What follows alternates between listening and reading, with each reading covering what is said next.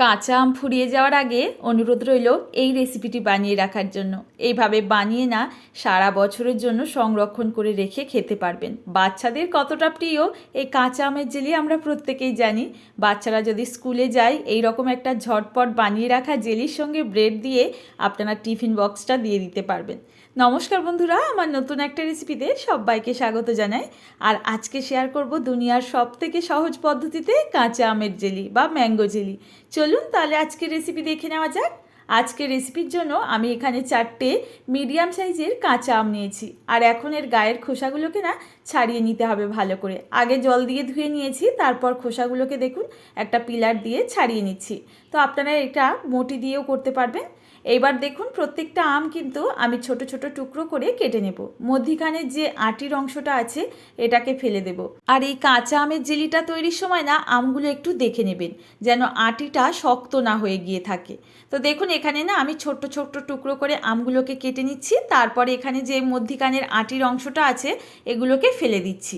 আর এখানে একইভাবে আমি এই 4টে আমকে টুকরো করে নিয়ে ফেরত আসছি। এখন আমার সমস্ত আমগুলো দেখুন ছোট করে কেটে নেওয়া হয়ে গেছে। এখন চলে যাব জেলি বানানোর প্রথম পদ্ধতিতে। তার জন্য গ্যাস ওভেনটা অন করে একটা কড়াই বসিয়ে দিয়েছি। এবার একটা বাটি মাপ করে না জল নিয়ে নিচ্ছি।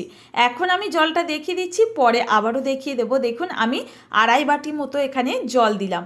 এবার আমি এখানে আমগুলো দিয়ে দিচ্ছি। এখানে আমি বলে রাখি, আমের পরিমাণটা যদি বাড়িয়ে নেন তাহলে জলটাও কিন্তু বাড়িয়ে দিতে হবে। এবার আমি এই আমগুলোকে মিনিট 4 থেকে 5 ঢাকা বন্ধ করে এটাকে সেদ্ধ করে নেব। আর খুব ভালো করে কিন্তু আমগুলোকে সেদ্ধ করে নিতে হবে। আমগুলো চেক করে নিতে হবে খুব ভালো মতো সেদ্ধ হয়েছে কিনা। আর আম তো ঝটপট সেদ্ধ হয়ে যায়। তো দেখুন এখন গ্যাস ওভেনটাকে অফ করে দেব। আর বেশ কয়েক টুকরো আম এই জলের মধ্যে মিশিয়ে নেব। তবে খেয়াল রাখবেন খুব বেশি যেন আমের কাদ এই জলের মধ্যে মিশে যেন ঘন না হয়ে যায়, তাহলে কিন্তু এই জেলিটা একদম দোকানের মতো হবে না। তো দেখুন বেশ কয়েক টুকরো আম কিন্তু এই জলটার মধ্যে আমি মিশিয়ে নিয়েছি। এখন এটাকে নামিয়ে নেব। আর এখানে না এটাকে ভালো করে ছেঁকে নিতে হবে। একটা স্ট্রেনার নিয়ে নিচ্ছি। এর মধ্যে অল্প অল্প করে জল আর এই আম শুদ্ধ দিয়ে একটু হালকা হাতে প্রেস করে এর জলটাকে নিয়ে নেব।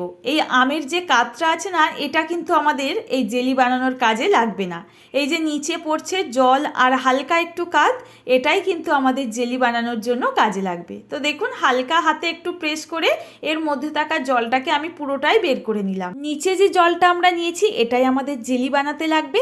আর এই যে ওপরে স্ট্রেনারের মধ্যে আছে আমের কাত, এটা দিয়ে আপনারা টক ডাল বা জল টক বানিয়ে নিতে পারেন। আবার সব থেকে সহজ আর এই গরমে প্রাণ ঠান্ডা করা রেসিপি হলো মিক্সির মধ্যে এটা দেবেন পুদিনা পাতা, ভাজা জিরে আর একটু বিট নুন দিয়ে জাস্ট বরফের টুকরো বা ঠান্ডা জলে ঘুরিয়ে প্রাণ ঠান্ডা করা আম পান্না তৈরি করে খেতে পারেন।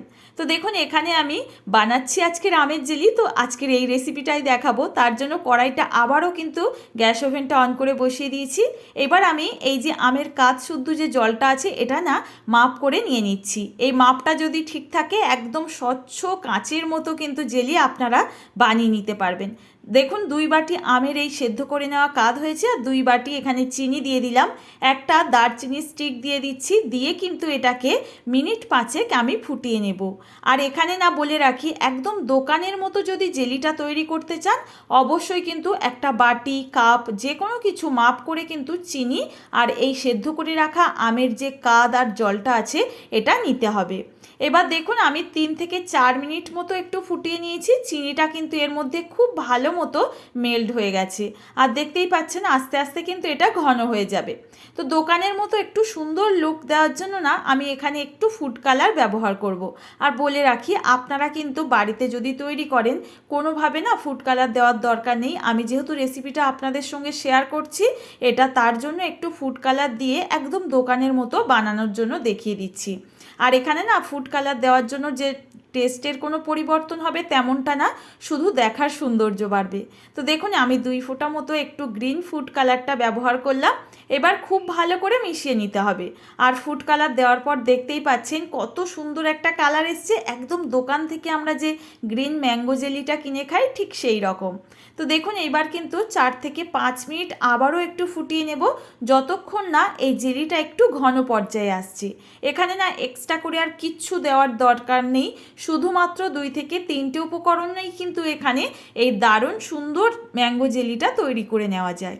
তো দেখুন আমি কিন্তু 3 থেকে 4 মিনিট আবারও ফুটিয়ে নিয়েছি, আর এখন কিন্তু জেলিটা অনেকটা ঘন হয়ে গেছে। দারচিনির যে স্টিকটা ছিল এটা ফেলে দিলাম উঠিয়ে, এটার আর প্রয়োজন নেই, এর ফ্লেভারটা এর মধ্যে চলে গেছে। আমি না একটুখানি একটা প্লেটের মধ্যে নিয়ে চেক করে নিচ্ছি। 2 থেকে 3 মিনিট মতো রাখবেন, ঠান্ডা অবস্থা হয়ে গেলে দেখবেন এটা জমাট বেঁধে যাচ্ছে, কোনোভাবে কিন্তু এই জেলিটা সরছে না এক জায়গা থেকে, তাহলে বুঝবেন জেলির কিন্তু একদম আমাদের রেডি। আর এখানে দেখুন আমাদের কিন্তু গ্রিন ম্যাঙ্গো জেলি তৈরি হয়ে গেল। এটাকে নিয়ে না গরম অবস্থায় যে কোনো হিটপ্রুফ যে আমাদের কন্টেনারগুলো থাকে কাঁচের, তার মধ্যে স্টোর করে ফেলুন।